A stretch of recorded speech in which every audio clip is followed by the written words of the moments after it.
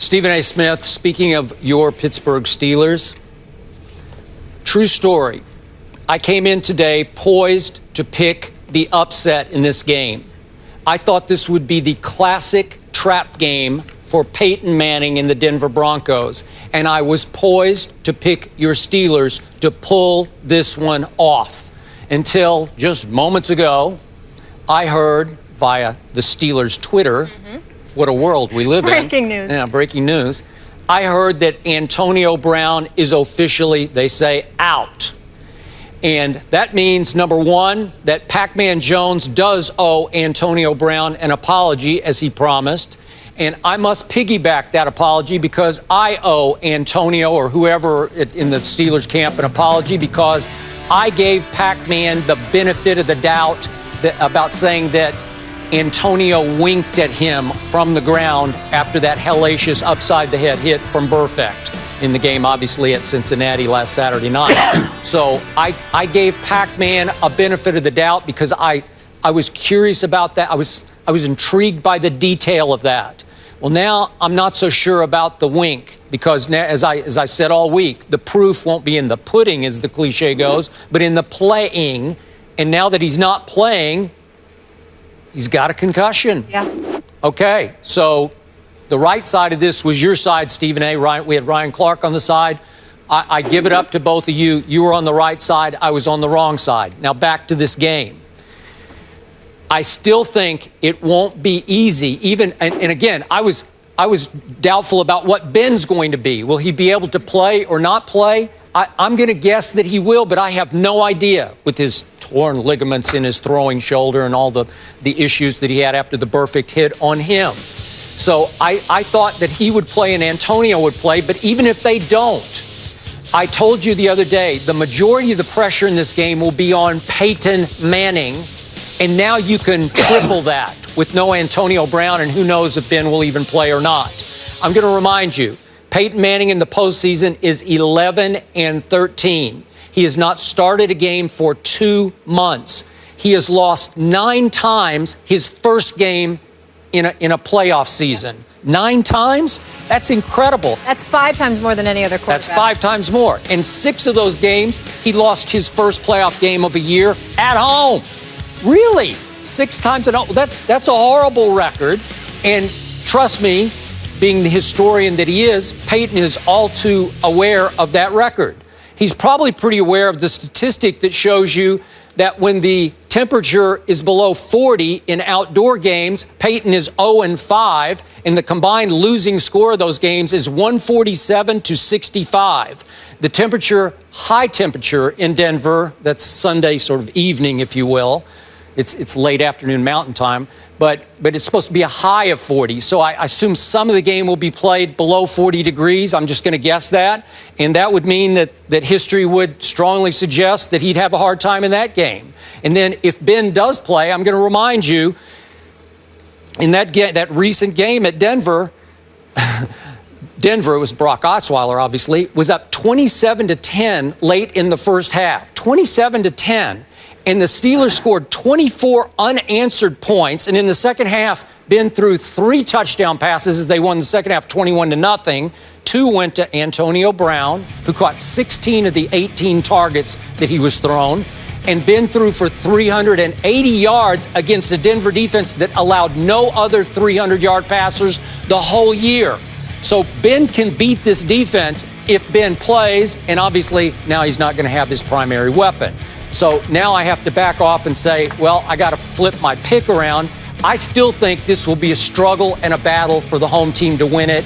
Just on the guts and the guile of Mike Tomlin's crew, I think they'll go fight, no matter if it's even Landry Jones at quarterback, and keep it close. And in the end, I'll go 17-10, fairly low-scoring game, home team, Peyton's team. Well, let me say for the record, I think you have officially lost your mind. If you think for 1 second that it's going to be close with Landry Jones in as quarterback, I think you need to be tested. Something's I thought you wrong were a with Steelers fan. Listen, I have no faith in Landry Jones. Zero. That's it. Did I stutter? You need me to repeat it again? Yeah. Listen, Denver Broncos are the 4th-ranked defense in the NFL. They are number 1 against the pass. They are number 3 against the rush, number 1 against the pass, and you're the Steelers, and Big Ben Roethlisberger's got an issue with his shoulder, and Antonio Brown, who caught 16 receptions for 189 yards and 2 touchdowns, eating up Chris Harris like we've never seen Chris Harris eaten up before, can't play, and you're telling me that it's going to be 17-10? Please, I don't believe that for 1 second. Not even a little bit. The Steelers, in order for the Steelers to beat the Denver Broncos this game, I believe the Steelers are going to have to score more than 24 points, and I can't see them doing that. I know Martavis Bryant can play. I know Marcus Wing can play. Heath Miller can play. I don't know what D'Angelo Williams, he's going to be available. We all know that he can play. Got nothing but love for my Steelers, and you know how I feel about Mike Tomlin. But this secondary is highly suspect, and whether it's Peyton Manning or Brock Osweiler, I don't think for a second consecutive meeting, considering what happened in Pittsburgh, that they're going to be able to hold the Denver Broncos scoreless for the entire second half like they did in the previous game, no matter who's quarterbacking. And then when we get into the Steelers and what they're going to be able to put up points-wise, I think Landry Jones, to me, he's a third stringer. I have no faith in him whatsoever. And, I've learned a long time ago, listen, Mike Tomlin ain't perfect. Mike Tomlin has made his mistakes. There is no question about that. And perhaps there are times when we need to mention that. But at the same time, I am a fan of his, not just as a coach, but as a person. I love the guy. And he's straight up. And I remember how Landry Jones came into that game when Big Ben Roethlisberger went down early in the season. And he came off the bench and propelled them to victory. I believe it was against Arizona, if I remember correctly. And Mike Tomlin, everybody's raving about Landry Jones. They're so proud of him. We're moving forward. Big Ben's going to be out for a few weeks. All is going to be well. And Mike Tomlin was like, pump the brakes, y'all. Let's see. Yeah, it was 1 game. Calm down. He was very nonchalant, dare I say dismissive about it. Clearly because he knew something at the time no one outside of Skip Bayless knew about this dude, Landry Jones. Very, very, very average, to say the least. I am no fan. I do not believe he can get it done. I will happily, spew a mea culpa and swear to the heavens that I was wrong if he proves me wrong. But there is no way in hell I'm picking the Steelers to beat the Denver Broncos in a playoff game in the Mile High City if Big Ben Roethlisberger cannot go. Or he's not close to 100%, which clearly he is not expected to be. I have to go against my Steelers, and I have to pick the Denver Broncos to win this game. I think they'll win 34-23. And the 23 that the Steelers score, or the 23 that I was getting ready to say, the 23 that the Steelers score, it'll be a late touchdown because they'll probably be down like 34-16 or something like that. It'll be a late score, but I can't see them beating Denver in this game. Landry Jones, you're giving him 23? You said 24 would win the game. First of all, I said Denver would score 34. Secondly, and more importantly, I did articulate that it would be more decisive, but it would be a late touchdown by the Steelers when Denver's in prevent. And thirdly and lastly, don't make me repeat myself again when you know I'm sick. Okay, don't make me talk more than I have to today. Last hypothetical. What if Ben does play and you were surprised at how well he does play? Would you give them any shot? That's different. Okay. Yes, I would. Even without Antonio?